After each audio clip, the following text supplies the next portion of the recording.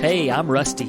And I'm Heather. And we're the Bryants, and this is the Redeemed Marriage Podcast. We are here to encourage healthy marriages, strengthen wounded marriages, and begin the process of restoration to broken marriages. We aren't licensed counselors, but we are a redeemed couple that loves the Lord and wants to help you journey through this messy, challenging, and fun part of life called marriage. Hey everybody, welcome back to another episode of the Redeemed Marriage Podcast. This is Rusty and Heather Bryant. We are back with you doing another episode on the seasons of marriage. So we've been in this series for, I guess, the last 3 or 4 weeks. I don't know how long it's been. Yep. So we did a little intro several weeks ago. So go back and listen to that if you haven't already. Then we talked about the honeymoon stage, the honeymoon season of marriage. Before kids, pre-kids. Then we went into the infant toddler years. Yep. And then last week we talked about the chaos of having kids that are just kind of the school age, elementary school kids. And so just kind of how your marriage can kind of be chaotic as family life is chaotic. And we are now moving into... Dun, dun, dun. Oh, man. If you haven't hit this stage yet, it's coming. It's coming. It's coming. So, yeah, you may be in this stage. You hadn't even named it. I know. Okay. I'm building up to it. All the suspense.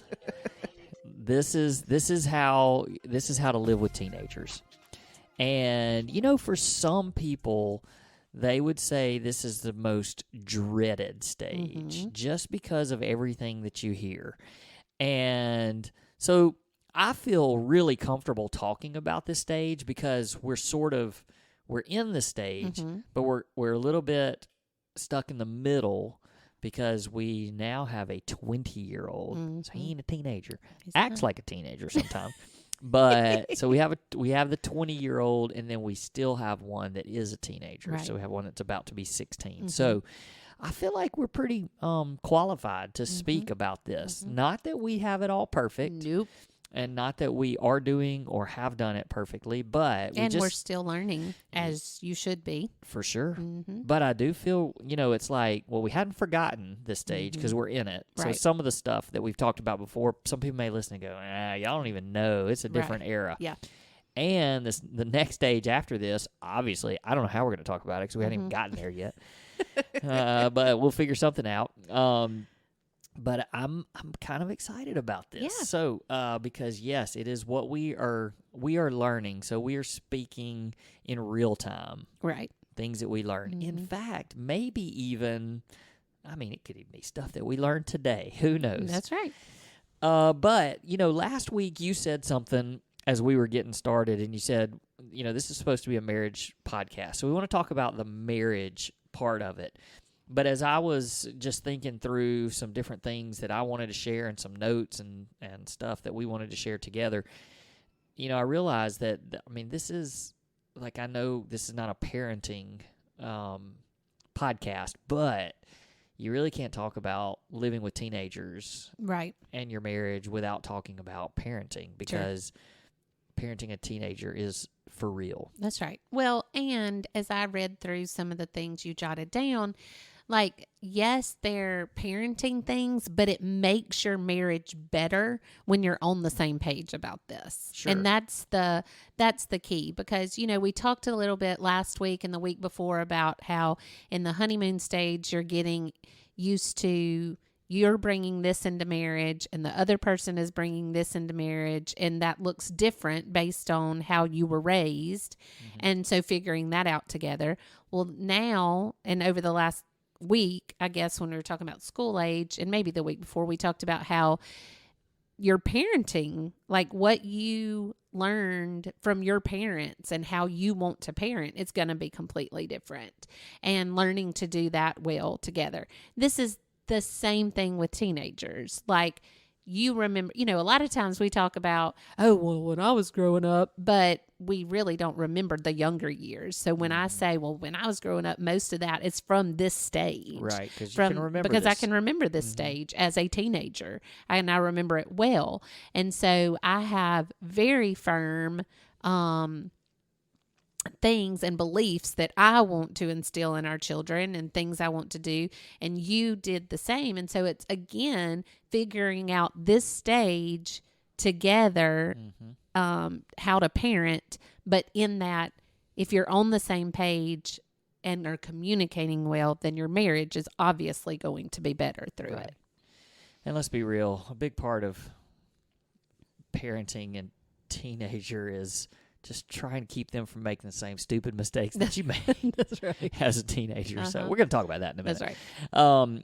All right, so to put a little structure to this is going to be, we got some lists here. So what we want to do is we're going to talk first and just give you like 5 or 6 things that we feel like your marriage needs to make sure that you're focusing on during this stage or this season of marriage. And then we actually have like 10 or 12 kind of parenting tips, but again, like Heather said, it's just things that you're doing together, and you need to be on the same page. Right. And we found that for us, this worked best, and these tips helped us to be on the same page. Yeah.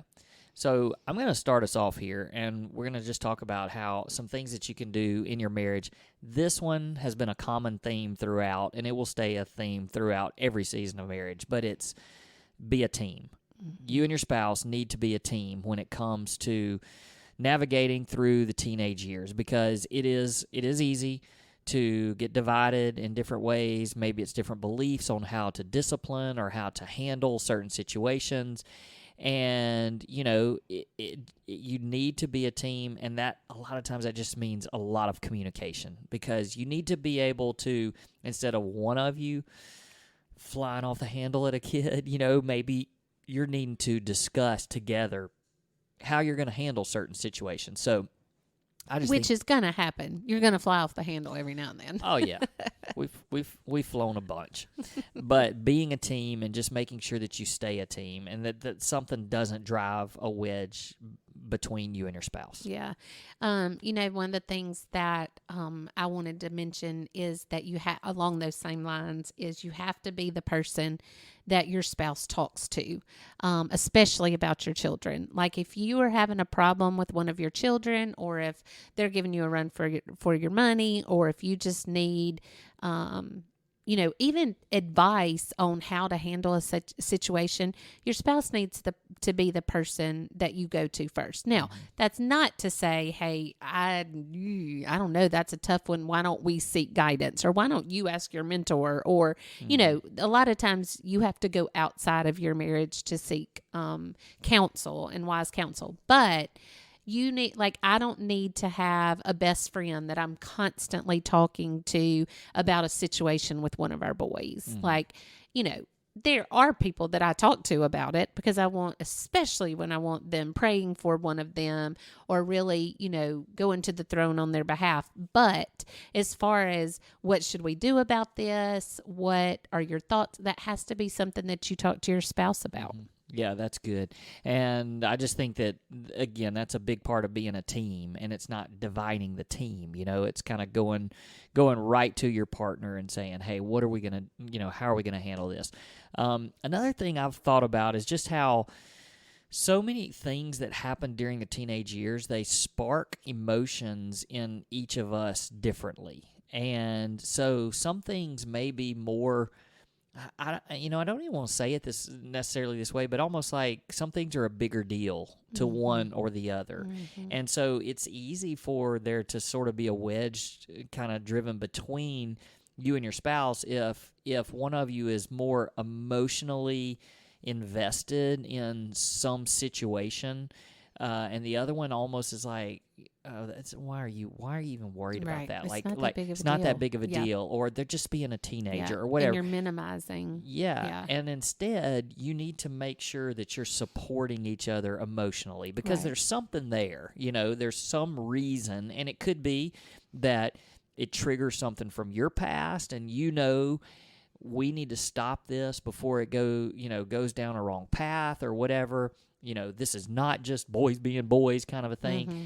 And so you need to be sensitive and be able to really give support to each other emotionally. Well, because let's be real, like things that I've gone through in my life, they're going to be things that I can speak into, and that I know that God allowed me to go through that in my life so that I could then speak into one of them. And that may not be something that you're like, oh yeah, we need to do that. But there's going to be other things that you went through that are then important for you to be able to speak into. Yeah, for sure. So just supporting each other on that. Yeah, and I mean this is kind of just to give an example even of this, I was very I made really good grades in school. And you were not a bad student, but you weren't a straight A student. Mm-mm.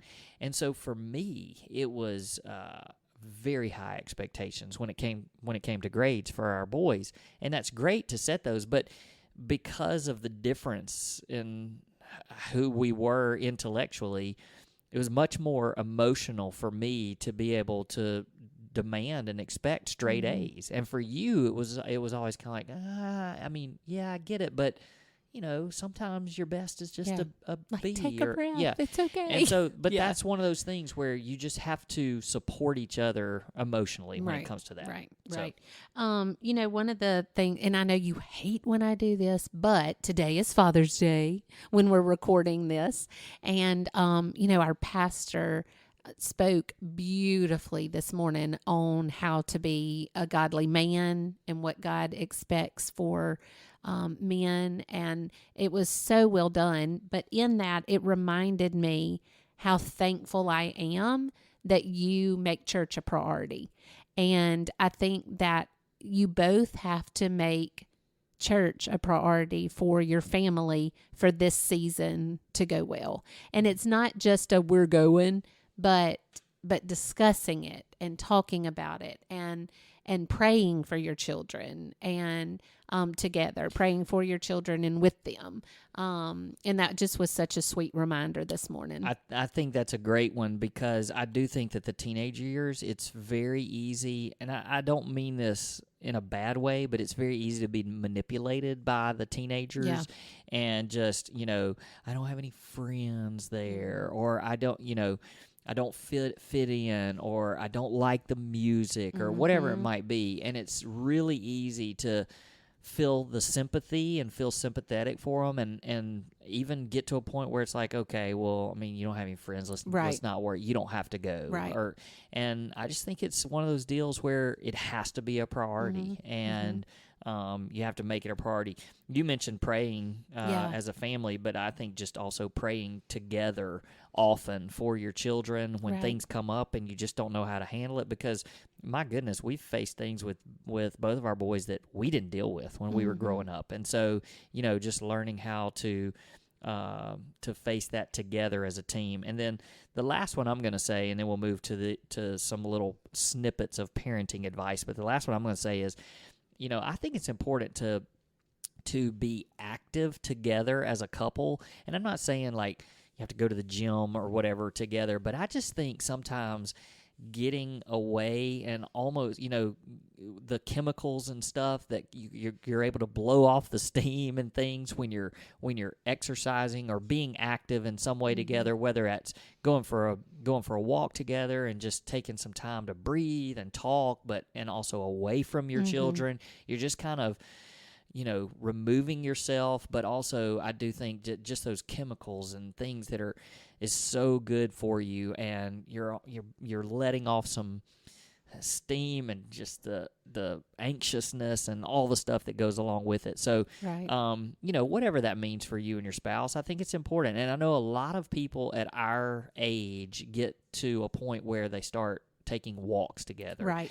And I remember seeing people older than us and thinking, maybe sometimes I thought that was sweet, and sometimes I thought, is this all they can do to exercise or what? But now I'm really realizing it's like, well, your kids are old enough to kind of stay at home by themselves. Right. You can leave them alone. And it is just a an escape a Right. little bit, but it's also, hey, while we're exercising, we can talk and we can, kind of hash. Great time to communicate Yep, about. exactly. Yeah. And not just to talk about the kids. Right, for but sure. just to be together. Yep.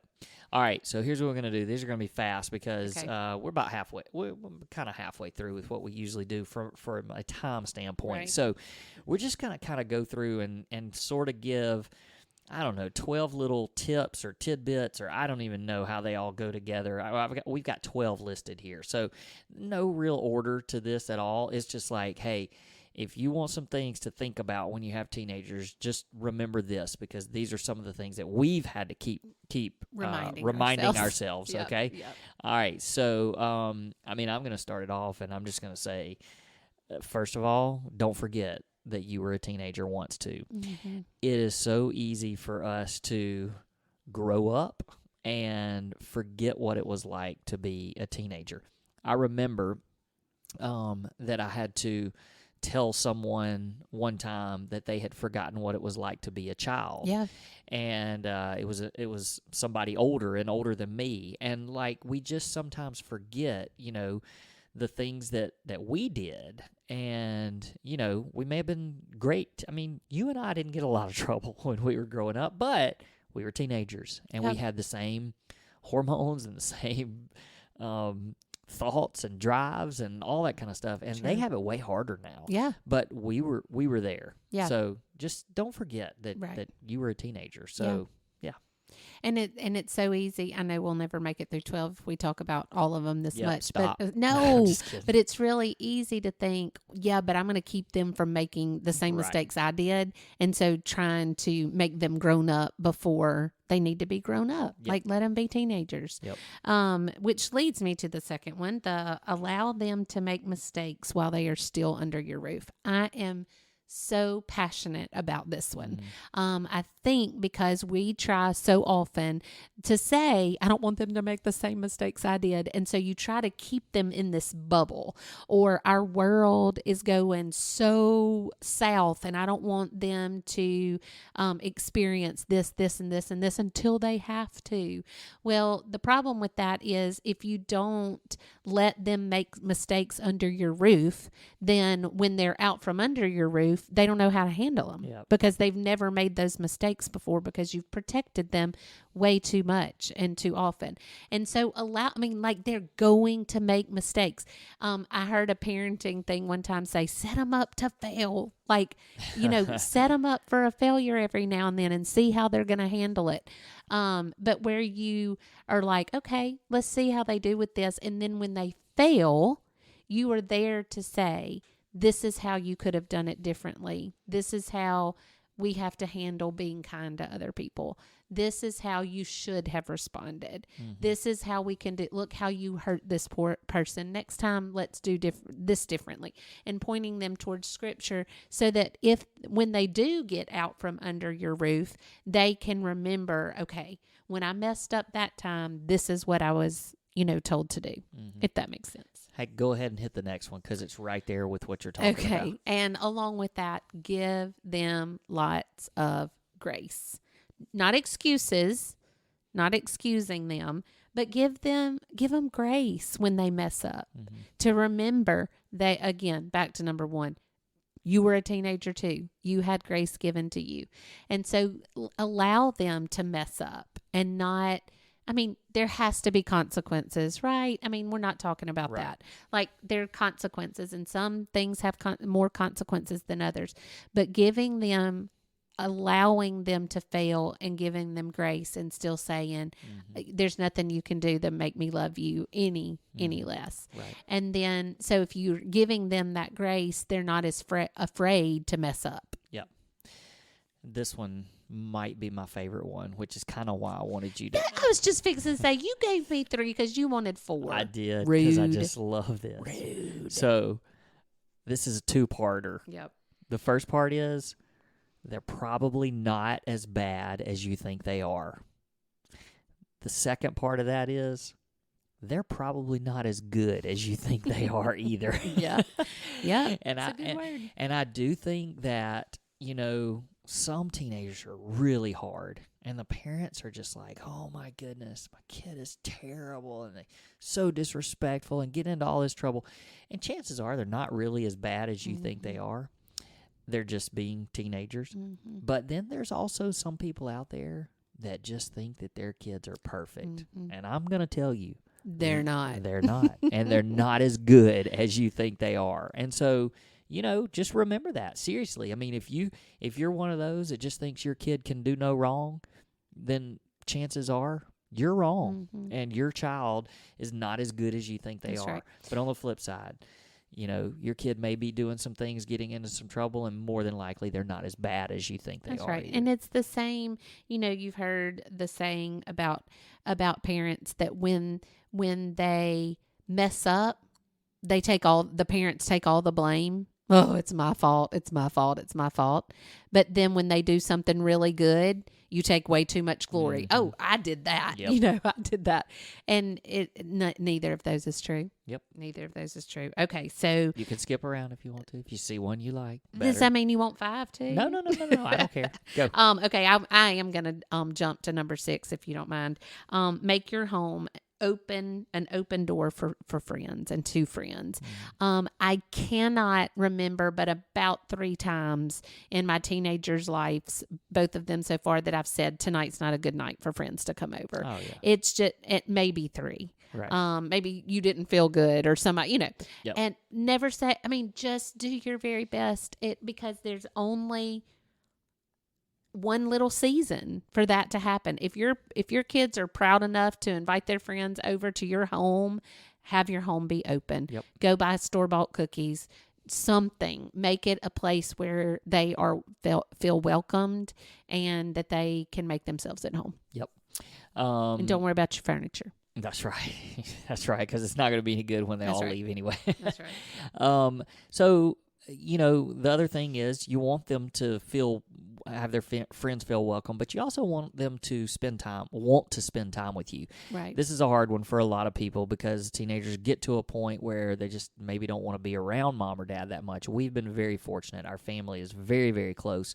And I think a big part of that is that we find really creative ways to spend as much time together as possible.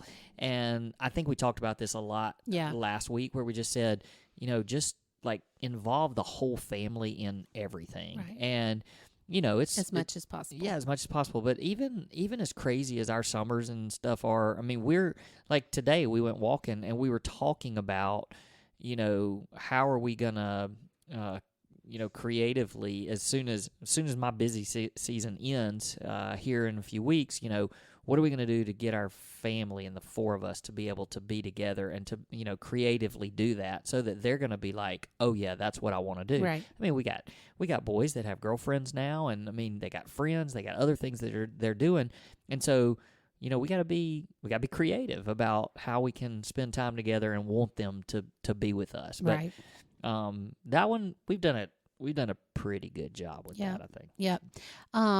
One of the next ones on the list is to be honest about your struggles as a teenager. I think that one's really important. I think that if you constantly say, and this is also can be for your marriage as well, you don't want to give your teenagers an incorrect picture of what marriage is. Mm-hmm. Like, it's okay to let them see you disagree and how you go about disagreeing and how you support each other and love each other through that. And that's the same thing with how you were as a teenager. Like, it's okay to tell them that you messed up. Mm-hmm. And it's okay to let them know that you aren't perfect and that you weren't a perfect teenager either. Because I think so many times we set up these expectations, and when they don't meet them, they feel like a failure. Mm-hmm. When we had unmet expectations all the time when we were teenagers. Mm-hmm. as well. Like, that's a life lesson, not just, we still do that now. Yep. So, just just tell them that you struggled with some of the same things. And of course, now I think struggles are harder because of social media and, phones all the time and access to so many things on the internet and things like that. It makes it harder. And so just saying that, yeah, I struggled too. Yep. So everybody wants to probably know about discipline at this stage, because you definitely have to, there's a lot of discipline that goes on, but it's different from when they were children. A lot of times when you're a child, infant, toddler, whatever, and you're disciplining, you can get away with the whole, I told you so, go to timeout, go to your room, whatever, those kind of things. But this is the teaching stage. And so when you discipline, it's not, it needs to be a teaching moment and not condemnation. Yeah. You're not condemning them for something that they've done, but you're teaching them, because it won't be long before they're out. Right. And then they're making their decisions on their own. Right. And so the way that you discipline needs to always go back to a teaching moment. Yep. I get another one where we talk about, this is so good in your marriage as well. But when they decide to talk to you, because let's be honest, there's not many times where they're just like, let me tell you all of, now with girls, yes, but especially with boys, they're not big talkers. And when they decide to talk, be present. Like, put your phone down, stop cooking dinner, just be present and listening to what they have to say. I think that that's actually one piece of advice that, like, everybody that has a child that's listening to this, they can go, okay, that's the one thing that I'm going to do different this week. And that is, when your child starts talking to you, a little light needs to go off in your head that says, this is the moment. Like I want them to, I want them to feel like they can talk to me. So here I am. Right. And yes, stop doing whatever you're doing if you're able to, and fully engage. And that's the same thing with friends. When they ask, even if it's not a good night, a hard night, you think, nope, they're asking. So we're going to say yes. Yep. So one thing I kind of talked about, and when we were talking about the marriage part of it, was it's okay to have high expectations and high standards for your children, because we all want that. But when they don't meet those, it doesn't need to defeat you. Or define you as a parent. That's right, because they're going to fall short of the things that you're expecting of them, because we all have unrealistic expectations of our children. Right. And so when they don't meet those, you can't let it defeat you or affect your relationship with them. Yeah. Be a parent before being a friend. This one's hard at this stage. Gosh, it's hard at this stage. Because everybody wants to be the cool parent. That's right. Everybody wants to be the cool parent. And you do transition into their friend. You're getting close. But it ain't yet. It is not this stage. Do not make it this stage. It is not this stage. You cannot let go and give them free rein at this stage. You still are their parent. That's right. And that's the role God created for you, is to be their parent until a little bit longer. Yeah. So keep going. You can't get this one out of order. Nope. I think that might be one of the most important things that we've said this whole time, because I do think a lot of teenage parents fall in this trap. They want their child to be the most successful and the coolest, and they want them to, you got to like me, so I'll let you do these things. And they go into debt because you have to drive the best car, and they're giving them things, not just material things, but they're giving them things and allowing them to do things that they wish their parents had done, or wish that they had when they were a kid. And you're missing it because you're being a friend instead of a parent. So the last one, and this will wrap it all up, because here is a news flash for you. Your teenagers are going to make mistakes. They're going to make a lot of mistakes. And the key word is love them, or key words. Love them through all of their mistakes. That's right. And, let them know that you're there for them, even in the midst of their mistakes. Right. You're not going to fix everything for them. You're not going to get them out of all of their consequences and the trouble that they may get themselves into. There are consequences, and that's fine for them to know that. But you're going to love them and walk with them and through it all. And you're going to trust God that He is going to use even their mistakes, their successes, and their failures to mold them into the person that God is creating them to be. And you have to trust God with that. That's right. I mean, the whole reason this podcast exists is because of mistakes. That's right. In our marriage. And so, we can take mistakes in our marriage and learn from them and grow from them. And in the same way, our children can take their mistakes and learn and grow from them. That's right. So that's right. All right. Well, thanks for listening again to another season. And another season? Another season.